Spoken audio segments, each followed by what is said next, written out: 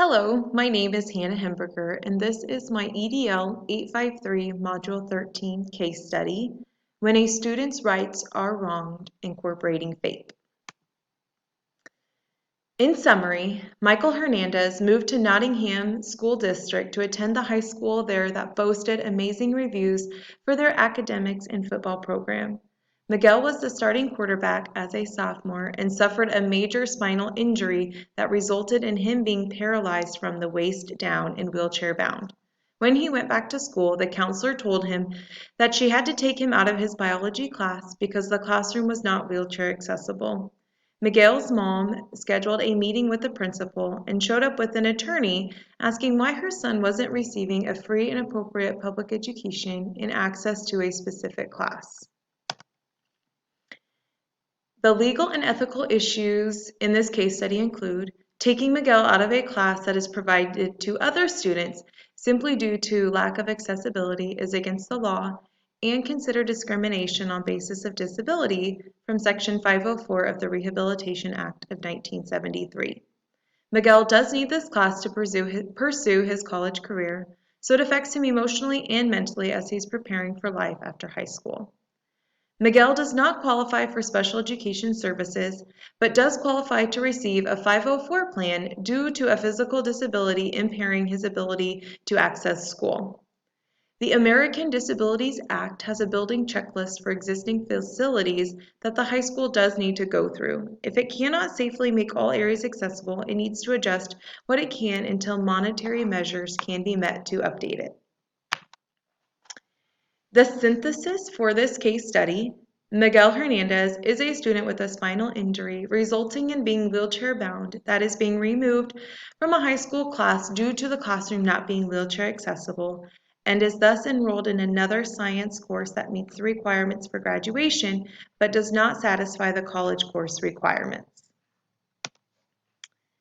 The facts for this case study include the people that are the student, Miguel Hernandez, his parents, Mr. and Mrs. Hernandez, the school counselor, Ms. Guzman, the high school principal, the administrative assistant to the principal, Miguel's attorney, Howard Carey, Miguel's doctor, Miguel's teacher, and the superintendent, Dr. Harvey. It takes place in Dover Unified School District, which has 6 elementary schools, 2 middle schools, and 1 high school. Nottingham High School consists of relocatable trailers acting as classrooms. Some have been updated to ADA code, while others have not, and it was built around in the 1950s.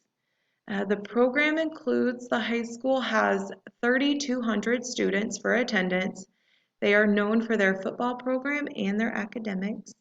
And the biology class is a college preparatory class, and at this point it is not wheelchair accessible where it is being hosted at in the school. Reviewing and prioritizing for this case study includes looking at the decision and could it be damaging to stakeholders or to the community. And yes, this situation could involve a court case that would cost the school district many dollars that would eventually take away from other funds and other activities that the school's involved with and the students are. The individuals and groups that have an important stake in this outcome include Nottingham High School, Miguel Hernandez himself, the teachers and staff, other students in the school, and the school counselor. I don't believe that all stakeholders have been consulted, in that the principal has not gone to his superintendent to discuss this issue, in addition to going to the Board of Education as well. I believe that the high school principal should consult with the superintendent about making the building/classroom wheelchair accessible and the cost for that. The principal should also consult with the counselor about major decisions like this. With all of that being said, I do believe that there is enough information in the case study to ultimately make a final decision. Possible options. The first one is to take no action and let the situation take its course. But with this, Miguel will suffer by not receiving the education he has a right to, and the school will suffer with court costs and possibility of losing the case in the end. The second option is to put Miguel back in the biology class And in doing this, there's 3 ways this can happen. We can make the classroom wheelchair accessible, move the class to a different classroom that is wheelchair accessible, or use technology to accommodate Miguel. The third option is to find a different science course that satisfies the college preparatory requirement. Evaluating all of these different options and their pros and cons. So number 1, taking no action. Pros for that include the school doesn't have to do anything at this point. Life goes on for right now. The cons include we're not providing FAPE. It's going against ADA requirements, and the attorney will likely sue the school, and the school will likely lose this case.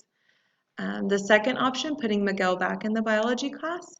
So he will then be in his college preparatory class. Mentally and emotionally, he's back where he was doing what he was doing before his accident. And then the school is providing a FAPE and following ADA. Cons, it may cost the school a lot of money. It could cause scheduling conflicts, and it's a lot of work to do for just one student within the school. Number 3, finding a different science course that satisfies the college preparatory requirement. The pros to this would then he would be taking that class to provide him for college prep. We would be providing a FAPE and following ADA. Cons is that he's not in his original class, so his new class he will be behind in.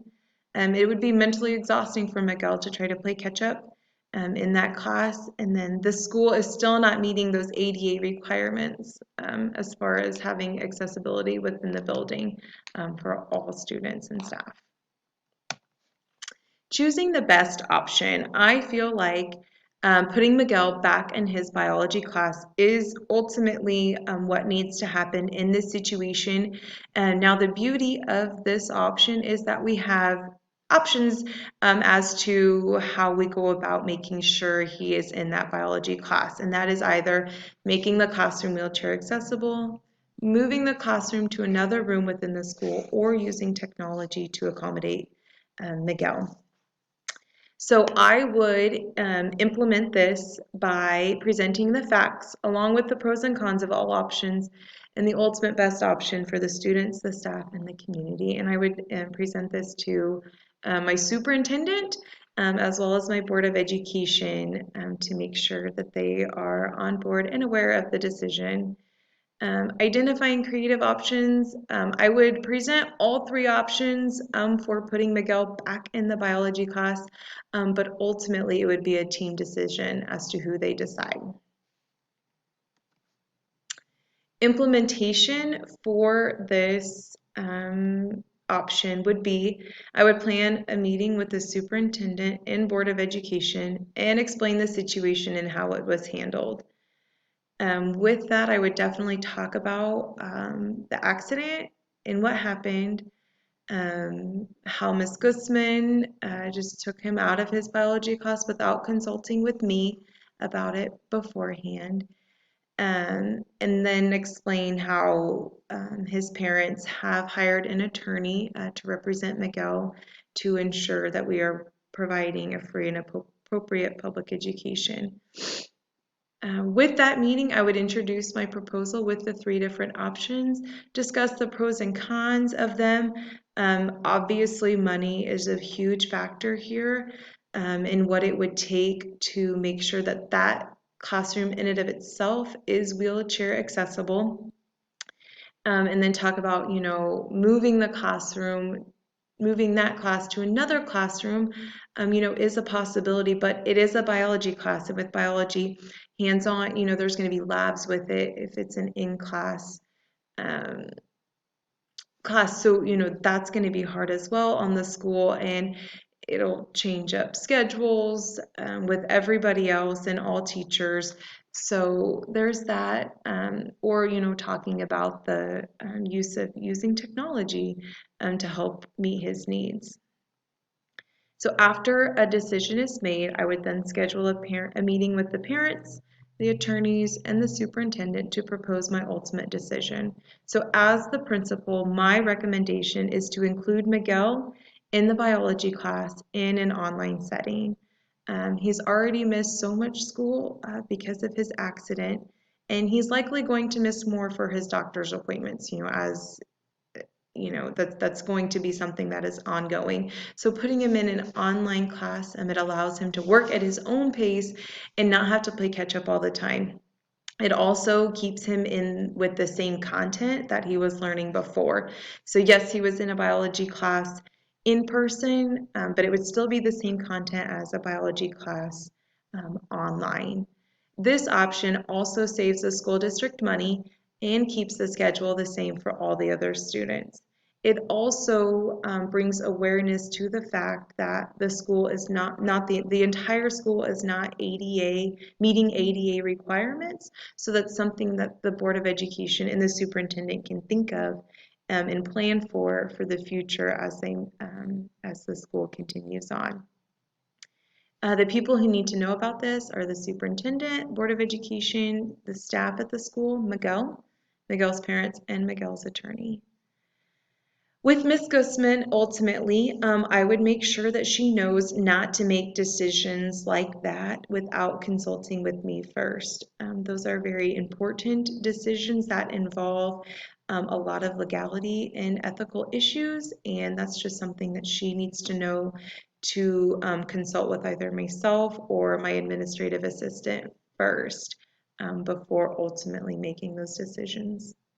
As far as Plan B goes, if the parents aren't satisfied with the online class offer, then I would go back to my superintendent to discuss the possibility of moving the classroom or remodeling the building.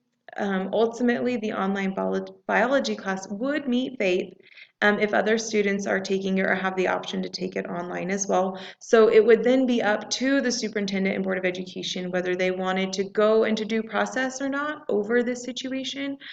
Or with going back to the parents and saying no, we're providing FAPE, we're offering the online class. If you're not okay with it, then going to a due process if they felt confident in that decision, in everything that would come with the process of doing that. So again, my name is Hannah Hemberger, and this was my case study for Module 3. Thank you.